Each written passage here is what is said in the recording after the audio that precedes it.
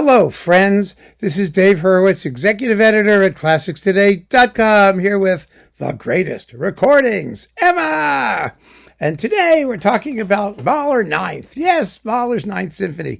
I can't believe I didn't talk about it extensively in this series yet, but I guess I didn't.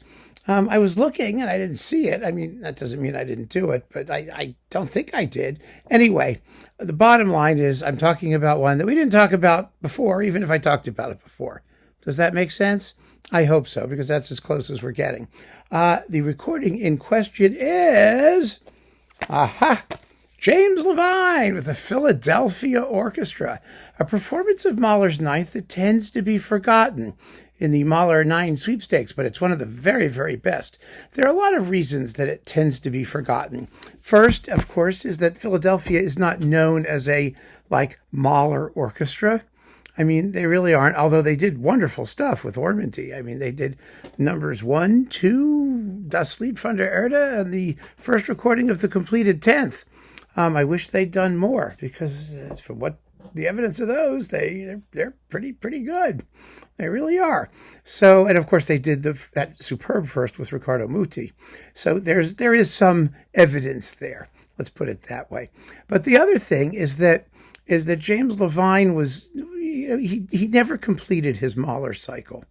And then of course the thing happened with him, with his various sexual peccadillos and accusations and all of that stuff. And then he died. So that was that. So what we have is a box of Mahler symphonies. Let's see, 1, 3, 4, 5, 6, 7, and 9. And the completed 10th.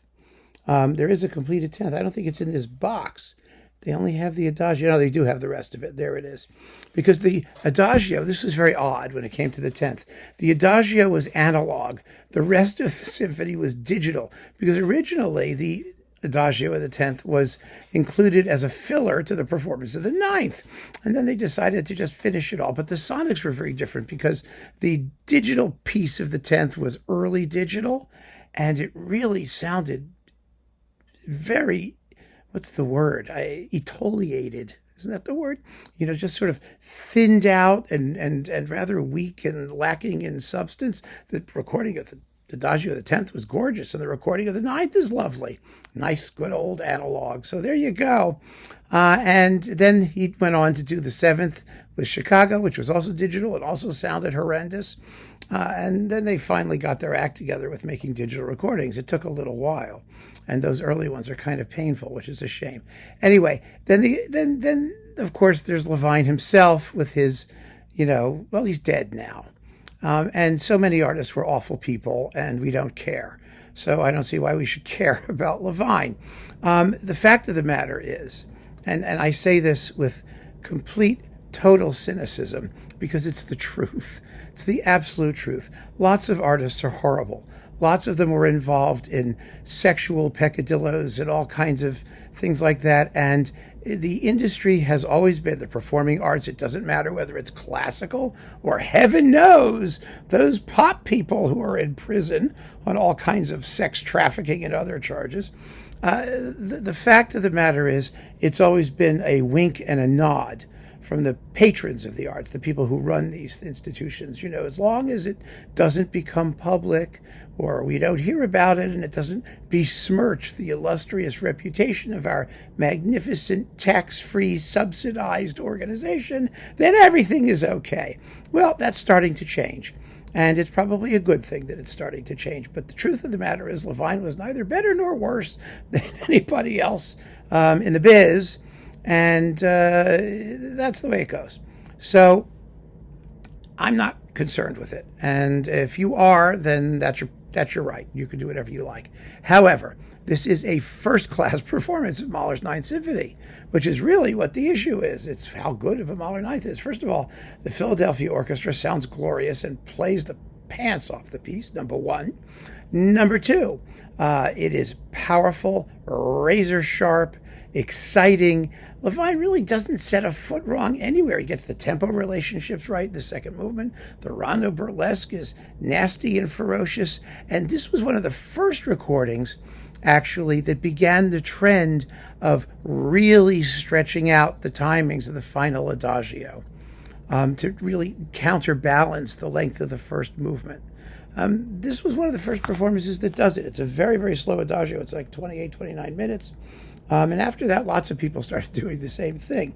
Let me see if I can find out exactly what year this was recorded. This is the budgie box, so God knows what dates or things are in it, but I think I can find it here because it ends with Symphony number 9. So let's just go to Symphony number 9. And it says 1979. So there you go. Yeah. And after that, and the finale is, let's see. Oh, there's the first movement comes before the finale. No, it doesn't. The finale is 29 minutes, and the first movement is 29 minutes and 39 seconds. So there you go. It was a different conception of the piece, and a very, very moving and powerful one, if you can take that extremely slow tempo for the adagio, which the Philadelphia strings sustain wonderfully, as you might expect. And so it's a powerful and interesting and thoughtful and intelligent and superbly well-played Mahler Ninth.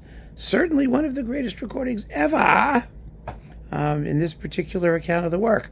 Of course, there are several others which we may very well come across in this series one of these future years as this thing goes on forever. But in the meantime, if you have passed over James Levine and you're looking to hear a really stunning Mahler Ninth that somehow slipped under the radar, give it a shot. You won't be sorry.